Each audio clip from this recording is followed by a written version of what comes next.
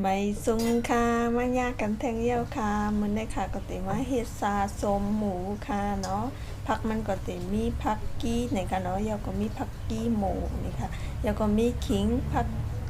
มีเผือกหมักพริกในค่ะเนาะอ๋อค่ะกำในเฮาก็ติมาผักกันในค่ะเนาะผักให้มันย่อยๆในค่ะเนาะอันนี้ก็ติเป็นขิงในค่ะเนาะเขาก็มาซอยๆเล็กๆยกจ่องไว้ผักหน่อยค่ะเนาะมันก็ติง่ายอีกนึงเลยค่ะยาวก็ผักมีเผือกค่ะ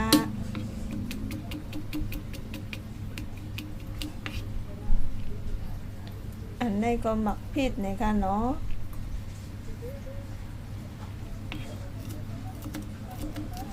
เพราะว่าเก็กเพชรนี่ก็ใส่น้ำเส้นในนี่ก็ลายอยู่ในค่ะ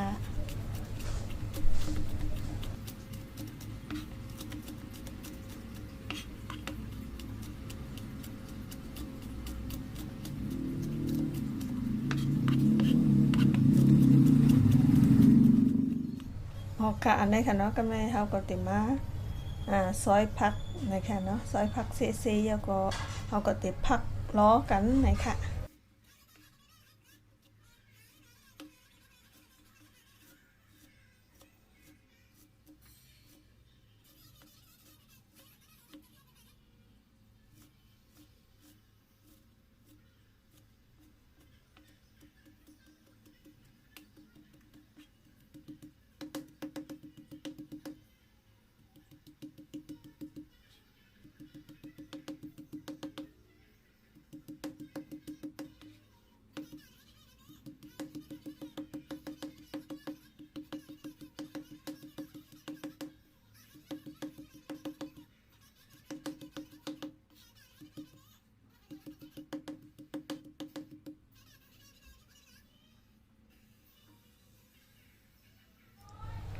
เยาก็อันนี้ก็ติเป็นหมูเนี่ยค่ะเนาะอันเขาซื้อมาเขาติพักไว้แล้วเนี่ยค่ะเนาะแต่ว่ามันเปาะอ่อนแห้งเนี่ยค่ะเนาะก็ไม่เขาก็ติมาผักรอผักอันเขาผักไว้เนี่ยค่ะเนาะผักให้มันเข้ากันค่ะ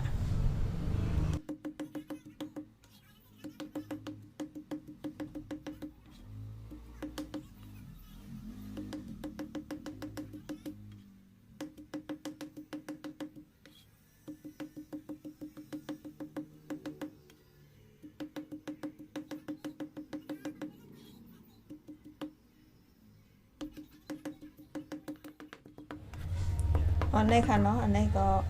ไหลเยี่ยวเนี่ยค่ะเนาะผักย่อยเยี่ยวเนี่ยค่ะ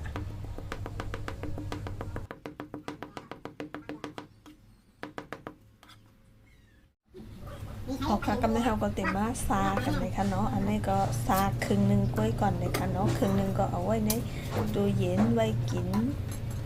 ต่างวันเลยค่ะเนาะมื้อนี้ก็กินก้อนเดียวกล้วยเลยค่ะก็กินหมดเลยค่ะเนาะง่ายๆกล้วยเลยค่ะเนาะใส่เกลือพองหวานแล้วก็เตะมีดหมักพาใส่เลยค่ะเนาะเพราะว่ามีหมักพาเนี่ยก็เอาน้ำแบบแกงใส่ก็ไรอยู่เลยค่ะเนาะนะคะเนาะทำไรก็มีหมักพาใส่นะคะเนาะ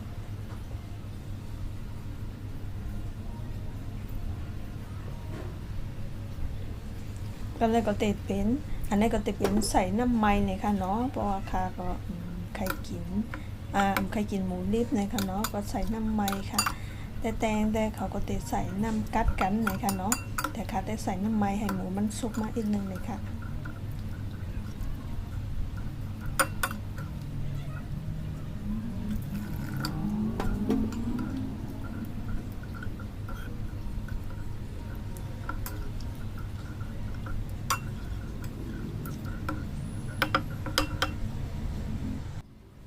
ออกคาในค่ะเนาะสะสมเขาก็ไล่เยอะในค่ะเนาะกำลังเขาก็จะกินกับพักตั้งเขาเซนในค่ะเนาะ